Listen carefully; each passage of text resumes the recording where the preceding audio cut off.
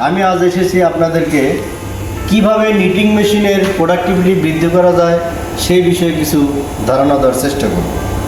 Number 1, যিনি মেশিনটি পরিচালনা করবেন তাকে অবশ্যই প্রশিক্ষিত এবং দক্ষ অপারেটর হতে হবে। নাম্বার 2, প্রতিনিয়ত মেশিন ক্লিন করতে হবে এবং নিডেল বেডের প্রয়োজন অনুযায়ী তেল বা অয়েল ব্যবহার করতে হবে। ফ্লোরের টেম্পারেচার ফ্লোরের নির্ধারিত পরিমাণে বজায় রাখতে হবে।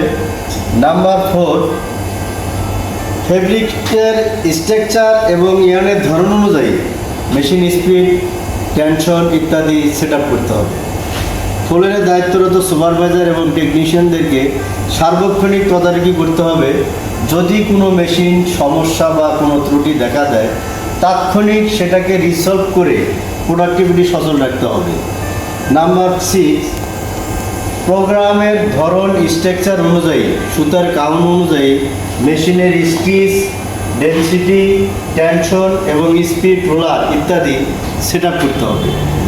বন্ধুরা, আমি কিছু বিষয় ধারণা দেওয়ার চেষ্টা করেছি।